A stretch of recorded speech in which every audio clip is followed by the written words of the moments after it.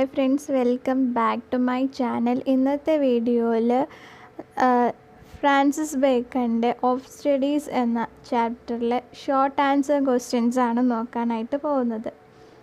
Okay, first question നോക്കാം. What are the uses of studies according to Bacon? ബേക്കണിനെ സംബന്ധിച്ച് പഠനത്തിൻ്റെ യൂസസ് എന്തൊക്കെയാണ് എന്നാണ്, ഉപയോഗങ്ങൾ എന്തൊക്കെയാണെന്നാണ്. നമുക്ക് ആൻസർ നോക്കാം. According to Bacon, the main uses of studies are they help us getting delight, for ornament, for ability. അതായത് സന്തോഷം കിട്ടുവാനും അലങ്കാരത്തിനും കഴിവുകൾക്കും പഠനം സഹായകമാകുന്നു എന്നാണ്. Their chief use for delight is in privateness and retiring. Okay, ഡിലൈറ്റിൻ്റെ യൂസ് എന്താണെന്ന് വെച്ച് കഴിഞ്ഞാൽ മെഡിറ്റേഷൻ ചെയ്യാനും റിട്ടയർ ചെയ്യാനും, അതായത് നമ്മൾക്ക് ഹാപ്പിനെസ് കിട്ടാനായിട്ടും സ്റ്റഡീസ് നമ്മൾക്ക് യൂസ് ചെയ്യാമെന്ന് പറയുന്നുണ്ട്. ഫോർ ഓർണമെൻറ്റ് ഇൻ ഡിസ്കോഴ്സ്, അതായത് നമ്മളിപ്പോൾ മറ്റുള്ളവരുമായിട്ട് സംസാരിക്കുമ്പം പഠനത്തെ നമ്മൾക്ക് ഒരു അലങ്കാരമായിട്ട് ഉപയോഗിക്കാനായിട്ട് പറ്റും. And for ability is the judgement and disposition of business. നമ്മുടെ പഠനത്തിലുള്ള കഴിവുകൾ കണ്ടിട്ട് ആളുകൾ നമ്മളെ കാര്യങ്ങൾ ഹാൻഡിൽ ചെയ്യാനായിട്ട് ഏൽപ്പിക്കും. പിന്നെ നമ്മൾക്ക് മറ്റുള്ളവരിൽ ഓർഡർ ചെയ്യാനും ഒക്കെ ആയിട്ട് പറ്റും. ഇതൊക്കെയാണ് ബേക്കണിനെ സംബന്ധിച്ച് സ്റ്റഡീസിൻ്റെ യൂസസ്. ഇനി നമ്മൾക്ക് നെക്സ്റ്റ് ക്വസ്റ്റ്യൻ നോക്കാം. What is the point of comparison between natural abilities and natural plants? Okay, natural എബിലിറ്റീസിൻ്റെയും നാച്ചുറൽ പ്ലാന്റ്സിൻ്റെയും കമ്പാരിസൺസ് എന്തൊക്കെയാണെന്നാണ് ചോദിക്കുന്നത്. ആൻസർ നോക്കാം. The perfect nature are perfected by experience. Four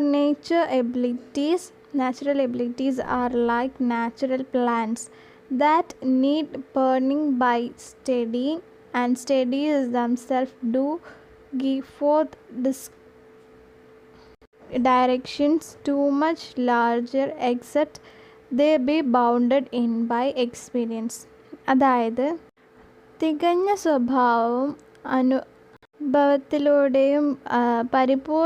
അനുഭവത്തിലൂടെയും പരിപൂർണമാകുന്നു എന്നാണ് പറയുന്നത്. ഓക്കെ, സ്വാഭാവിക കഴിവുകൾ സ്വാഭാവിക സസ്യങ്ങൾ പോലെയാണ്. അതിങ്ങനെ വെട്ടിയൊരുക്കണം, എന്നാലാണ് നല്ലപോലെ ചില്ലകളൊക്കെ പടർന്ന് നന്നായിട്ട് വളരും. അതുപോലെ തന്നെ പഠനത്തിലൂടെ തന്നെ പഠനങ്ങൾ അതിനുള്ള വലിയ ദിശകൾ നൽകുന്നുണ്ട്. പക്ഷേ അവയും അനുഭവങ്ങൾ കൊണ്ട് ബന്ധപ്പെട്ടിരിക്കുന്നതാണ് എന്നാണ് ബേക്കൺ പറയുന്നത്. ഓക്കെ, ഇനി നമ്മൾക്ക് തേർഡ് ക്വസ്റ്റ്യൻസിലേക്ക് നോക്കാം. How does Bacon categorise books? ബേക്കൺ എങ്ങനെയാണ് പുസ്തകങ്ങളെ തരംതിരിച്ചത് എന്നാണ് ക്വസ്റ്റ്യൻ. ആൻസർ നോക്കാം. Bacon categorised books into 3 categories. Okay, Bacon ബുക്സിനെ 3 രീതിയിലാണ് കാറ്റഗറൈസ് ചെയ്തിട്ടുള്ളത്. എങ്ങനെയൊക്കെയാണെന്ന് നോക്കാം. Some books are to be tasted, others to be swallowed, and some few to be chewed and digested. Some books are to be read only parts, others to be read but not curious, and some few to be read completely with diligence and attention. അതായത് bacon 3 രീതിയിലാണ് categorise ചെയ്തിട്ടുള്ളത്. First category എന്ന് പറയുന്നത്, ചില books taste ചെയ്യാൻ മാത്രമേ ഉണ്ടാവുള്ളൂ, ചില ബുക്സ് നമ്മൾക്ക് വിഴുങ്ങാനായിട്ടുള്ളതേ ഉണ്ടാവുള്ളൂ, ചില ബുക്സ് നന്നായിട്ട് ചവച്ചരച്ച് ദഹിക്കാനായിട്ടുള്ള തരത്തിലുള്ള ബുക്ക്. ഇതാണ് ഒരു കാറ്റഗറി എന്ന് പറയുന്നത്. ഇനി അടുത്ത category, some books are to be read only parts. അതായത് ചില ബുക്സിൻ്റെ അവിടെ ഇവിടെയൊക്കെ ആയിട്ട് വായിച്ചാൽ മാത്രം മതി. others to be read but not curious and okay, ചില ബുക്സ് ഒരു ക്യൂരിയോസിറ്റി ഒന്നും കൊടുത്തിട്ട് വായിക്കേണ്ടതല്ല.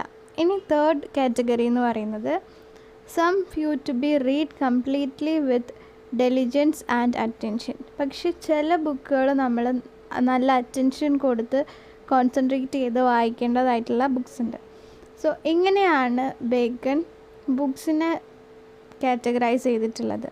ഓക്കെ, ഇനി നെക്സ്റ്റ് ക്വസ്റ്റ്യൻ നോക്കാം. How do the different linguistics skills help men? Okay, ഭാഷയിലുള്ള വിവിധ തരം കഴിവുകൾ മനുഷ്യനെ എങ്ങനെയാണ് സഹായിക്കുന്നത് എന്നാണ് ക്വസ്റ്റ്യൻ. ആൻസർ നോക്കാം. Different linguistic skills help means reading makes a full man. അതായത് വായന ഒരു മനുഷ്യനെ പൂർണ്ണമാക്കും. Conversation ready man. ഓക്കെ, മറ്റുള്ളവരുമായിട്ട് കമ്മ്യൂണിക്കേറ്റ് ചെയ്യുമ്പം അയാളൊരു റെഡി മാൻ ആയിട്ട് മാറും. And writing an exact man. എഴുതുന്ന ആൾ ഒരു എക്സാക്റ്റ് ആയിട്ടുള്ള മനുഷ്യനായിരിക്കും. If a man does not write anything he will need a great memory. അതായത് ഒന്നും എഴുതാത്ത ഒരാൾക്ക് നല്ല അനുഭവങ്ങളോ കാര്യങ്ങളോ ഇല്ലാത്തതുകൊണ്ടായിരിക്കും അയാൾ എഴുതാത്തത്. സോ അയാൾക്ക് നല്ല അനുഭവങ്ങൾ വേണം. If does not exchange opinions he will need good knowledge. Opinions share ചെയ്യണം എന്നുണ്ടെങ്കിൽ അയാൾക്ക് നല്ല അറിവ് വേണം. If he does not read he will need a lot of cunning to pretend that he know things which he actually does not know. അതായത് അറിയാൻ പാടില്ലാത്ത കാര്യങ്ങൾ അറിയുമെന്ന് നടിക്കുന്ന തീരെ വായിക്കാത്ത ഒരാൾക്ക് വളരെയധികം സൂത്രങ്ങൾ വേണ്ടി വരും മറ്റുള്ളവരുമായിട്ട് സംസാരിക്കുമ്പോൾ പിടിച്ചു നിൽക്കാനായിട്ട്. Okay, histories make people wise, poets witty, mathematics stubbles, natural philosophy deep, moral serious, logic and rhetoric able to argue, studies get into our manners and influence them. അതായത് ചരിത്രം മനുഷ്യനെ ബുദ്ധിയുള്ള ആളാക്കി മാറ്റും. കവികൾ മനുഷ്യനെ കാര്യങ്ങൾക്ക് കാര്യപ്രാപ്തരാക്കുന്നുണ്ട്. മാത്സ് മനുഷ്യനെ കാര്യങ്ങൾ സസൂക്ഷ്മം നിരീക്ഷിക്കാനായിട്ട് സഹായിക്കും. ശാസ്ത്രം മനുഷ്യനെ ആഴത്തിൽ ചിന്തിക്കാനായിട്ട് സഹായിക്കും. ഗുണപാഠങ്ങൾ അവനെ ഗൗരവക്കാരനാക്കുന്നു. ലോജിക്കും റെറ്ററിറ്റിക്കൽ എബിലിറ്റീസ് അവരെ ആർഗ്യൂ ചെയ്യാനായിട്ട് സഹായിക്കും. Studies get in to our manners and influence them. അതായത് പഠനം നമ്മുടെ സ്വഭാവ രീതിയിലേക്ക് കയറി വരികയും അവയെ സ്വാധീനിക്കുകയും ചെയ്യും എന്നാണ് ബേക്കൺ പറയുന്നത്. ഓക്കെ, ഇതാണ് 4th ക്വസ്റ്റ്യൻ്റെ ആൻസർ എന്ന് പറയുന്നത്. ഇനി 5th ക്വസ്റ്റ്യൻ നോക്കാം. എക്സ്പ്ലെയിൻ എ ബോൺ സ്റ്റുഡിയോ ഇൻ മോഴ്സി. എന്താണെന്ന് വെച്ചാൽ ഇത് ഈ ഒരു വേർഡ് എക്സ്പ്ലെയിൻ ചെയ്യാനാണ് പറയുന്നത്. Okay, it is the Latin expression meaning practice zealously pursued, pass into habit, studies are transformed into character and they influence manners. അതായത് ഇതൊരു ലാറ്റിൻ വേർഡാണ്. അതിൻ്റെ മീനിങ് എന്താണെന്ന് വെച്ചാൽ നമ്മൾ റെഗുലറായിട്ട് പ്രാക്ടീസ് ചെയ്യുകയാണെങ്കിൽ അത് നമ്മളുടെ ഹാബിറ്റായിട്ട് മാറും എന്നാണ് ഇതിൻ്റെ ഒരു മീനിങ് എന്ന് പറയുന്നത്. പഠനം നമ്മുടെ സ്വഭാവത്തിലേക്ക് വരികയും അത് നമ്മുടെ പ്രവർത്തികളെ സ്വാധീനിക്കുകയും ചെയ്യും എന്നാണ് ഇതിൻ്റെ ഒരു ഫുൾ മീനിങ് എന്ന് പറയുന്നത്. ഓക്കെ, ഇനി 6th ക്വസ്റ്റ്യൻ എന്താണെന്ന് നോക്കാം. What are the remedies suggested by Bacon for the different mental deficiencies? വിവിധ തരം മാനസിക പ്രശ്നങ്ങൾക്ക് എന്തെല്ലാം പ്രതിവിധികളാണ് ബേക്കൺ നിർദ്ദേശിക്കുന്നത് എന്നാണ് ക്വസ്റ്റ്യൻ. ആൻസർ നോക്കാം. Bacon has suggested various remedies for the different mental deficiencies. He says that if a man's intelligence is getting influenced, he must study mathematics as problem solving will bring his wit back. If one is not able to distinguish and differentiate between things, he must study the philosophers of the Middle Age because they are hair splitters. If one is not able to remember things to solve his current problems, he should study the cases of the lawyers. Thus, Bacon says there can be a remedy for any problems of mind. Okay, എന്താണെന്ന് വെച്ചാൽ mental ഡെഫിഷ്യൻസിക്ക് മാറ്റാനായിട്ട്, അതായത് mental ഡെഫിഷ്യൻസിക്ക് ഒരുപാട് remedies bacon suggest ചെയ്യുന്നുണ്ട്. അതിലൊന്നാമത്തെ കാര്യം, he സീസ് that if A man's intelligence is getting reduced, അയാളുടെ intelligence കുറഞ്ഞു വരുന്നുണ്ടെങ്കിൽ അയാൾ മാത്സ് പഠിക്കാനാണ്, പ്രോബ്ലം സോൾവിങ് പഠിക്കാനായിട്ടാണ് പറയുന്നത്. അങ്ങനെ അവർ പഠിക്കുകയാണെങ്കിൽ അവരുടെ ആ ഒരു അസുഖം മാറുമെന്നാണ് പറയുന്നത്. If one is not able to distinguish and differentiate between things, he must study the philosophers of the Middle Age because they are hair splitters. അതായത് കാര്യങ്ങളുടെ വ്യത്യാസങ്ങളോ ഡിസ്റ്റിങ്വിഷോ ഒന്നും മനസ്സിലാവുന്നില്ല, അങ്ങനത്തെ തരത്തിലുള്ള ആളുകളാണെങ്കിൽ അവർ ഫിലോസഫി പഠിക്കാനാണ്, മിഡിൽ ഏജ് ഫിലോസഫിയാണ് പഠിക്കാൻ പറയുന്നത്. കാരണം അവർ തലനാഴിയുടെ കീറി മുറിച്ചിട്ടാണ് ഓരോ കാര്യങ്ങളെ പറ്റിയും പഠിക്കുന്നത്. സോ അതുകൊണ്ടാണ് ഫിലോസഫി പഠിക്കാനായിട്ട് പറയുന്നത്.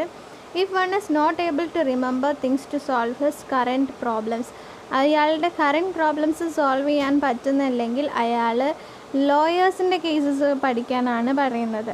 ഓക്കെ, ഇങ്ങനെയൊക്കെയാണ് മൈൻഡിനുള്ള പ്രശ്നങ്ങൾ സോൾവ് ചെയ്യാനായിട്ട് ഉള്ള റെമഡീസ് ബേക്കൺ പറയുന്നത്. ഓക്കെ, ഇനി ലാസ്റ്റ് ക്വസ്റ്റ്യൻ നോക്കാം. What is the similarities between the disease of the body and mind? ശാരീരികവും മാനസികവുമായ പ്രശ്നങ്ങൾ തമ്മിലുള്ള ഡിസീസസ് തമ്മിലുള്ള സിമിലാരിറ്റീസ് എന്താണെന്നാണ് question. The similarities between the diseases of the body and the mind that they have their remedies. രണ്ടും തമ്മിലുള്ള ഏറ്റവും വലിയ സിമിലാരിറ്റീസ് എന്താണെന്ന് വെച്ചാൽ രണ്ടിനും എന്താണ് റെമഡീസ് ഉണ്ട് എന്നത് തന്നെയാണ് ഇതിലേറ്റവും വലിയ സിമിലാരിറ്റി എന്ന് പറയുന്നത്. Diseases of the body may have appropriate exercise. ശാരീരികമായിട്ടുള്ള അസുഖങ്ങൾ നമ്മൾക്ക് എക്സസൈസിലൂടെ, യോഗയിലൂടെ, അങ്ങനെ പല രീതിയിലും മാറ്റിയെടുക്കാനായിട്ട് പറ്റും. Diseases of mind, let him study the mathematics or learn different things can prevent and cure the diseases of the mind. ഇനിയിപ്പം മാനസികമായിട്ടുള്ള പ്രശ്നമുള്ള ആളുകളാണെങ്കിൽ കണക്ക് പഠിക്കാനാണ് പറയുന്നത്. അല്ലെങ്കിൽ പുതിയ പുതിയ കാര്യങ്ങളെ പറ്റി അന്വേഷിച്ച് പഠിക്കുക. അതിലൂടെ നിങ്ങൾക്ക് മൈൻഡിനുള്ള ഡിസീസസ് എല്ലാം മാറ്റിയെടുക്കാം എന്നാണ് പറയുന്നത്.